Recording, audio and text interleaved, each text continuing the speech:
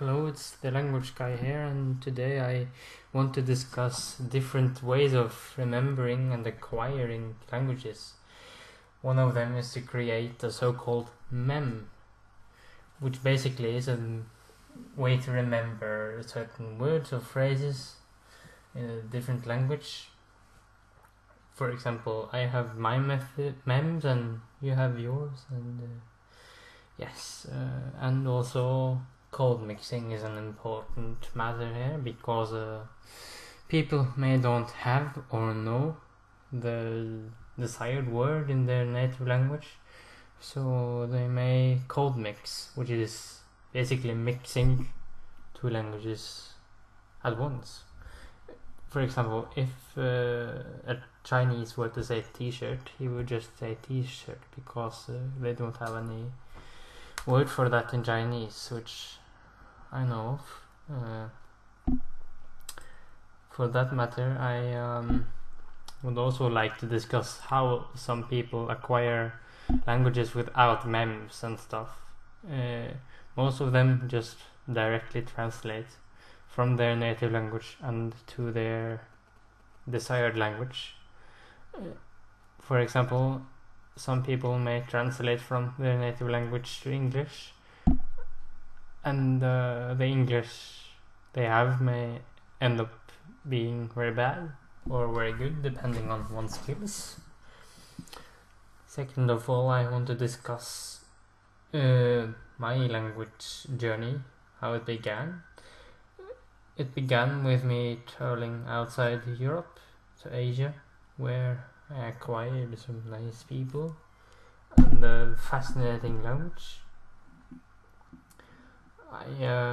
With these, well, if we put that aside for a moment, I want to discuss how I managed to learn that language based on my already good experience with English. Yes, when I began learning Chinese, I felt like this is so hard, shall I continue? And yes, I did. Not because I was lazy, but because I wanted to, because I have a dedication to learn Chinese and visit China once more. And of course, knowing the language opens a lot of doors to the people and culture. I kind of want to bring you through the basics of learning a language. First of all, you may learn some phrases, words maybe, some grammar, and after a while you may learn sentences, dialogues, writing systems, depending on if your desired language uses a different writing system than the one you're used to.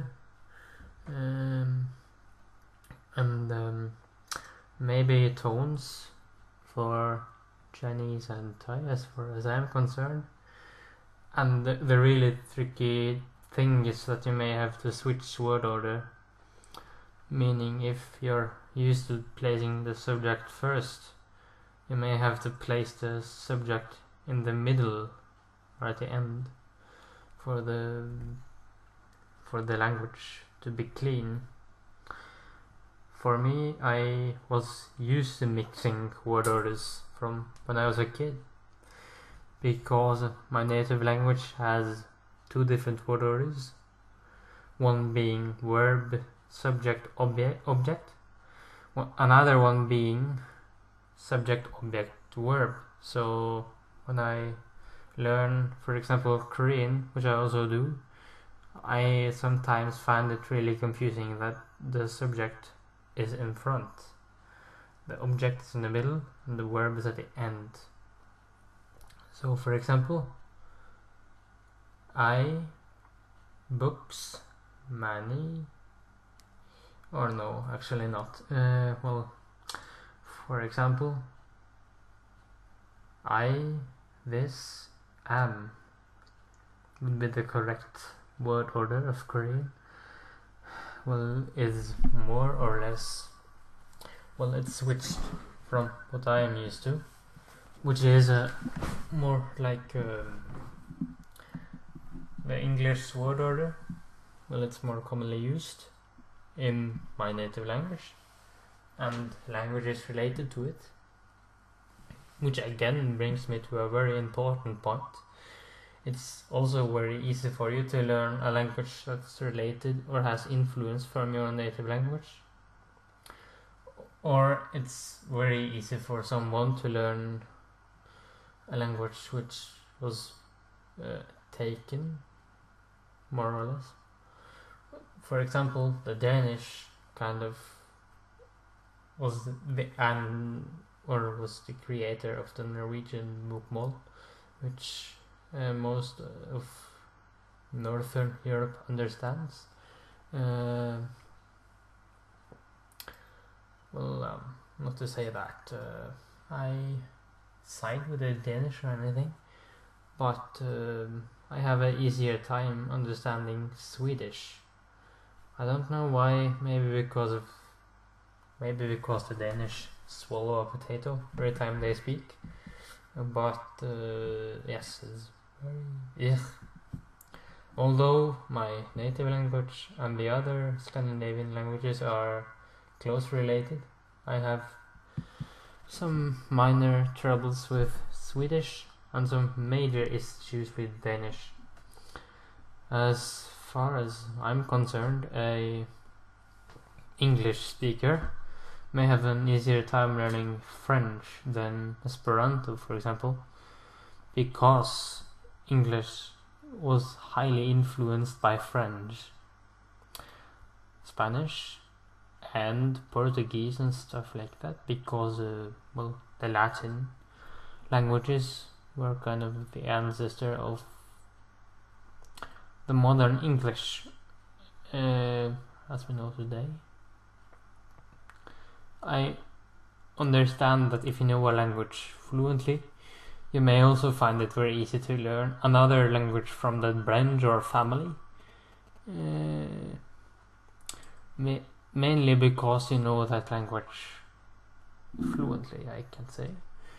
For example, if a native Russian speaker speaks fluent English and wants to learn French, it will be a breeze for him. But keep in mind that his native language and English, which is fluent in, have two different language families, which again can be a kind of wall between the barrier, which again brings me to my next point. If you use a language in daily speech, it will automatically replace the language that you're already speaking, as a native speaker or as a fluent speaker, depending on who you are. I myself is starting to forget my native language bit by bit, because I replaced it with English over the last 2 years, and by the time this video is out, I will most likely have improved my English. Yes, which again brings me to a very important aspect of language learning.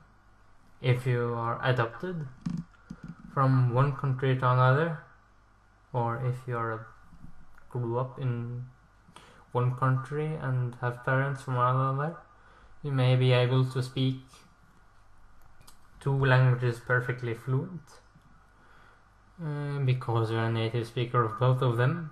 Then learning a 3rd language may be hard for you or easy for you, depending on how much time you use and study it and spend on it, work with it and stuff like that.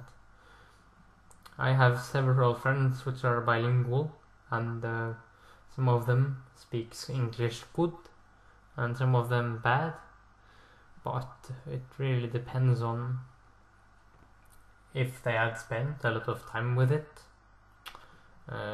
because language is a very delicate thing. For instance, Norwegian is a very delicate language because you have a lot of sounds you need to match and stuff like that in order to make a new sound and stuff like that.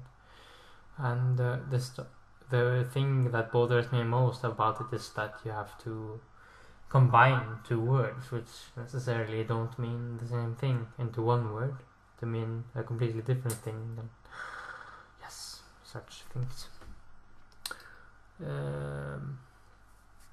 This is all for today. You can find links to my Facebook and italki pages in the description.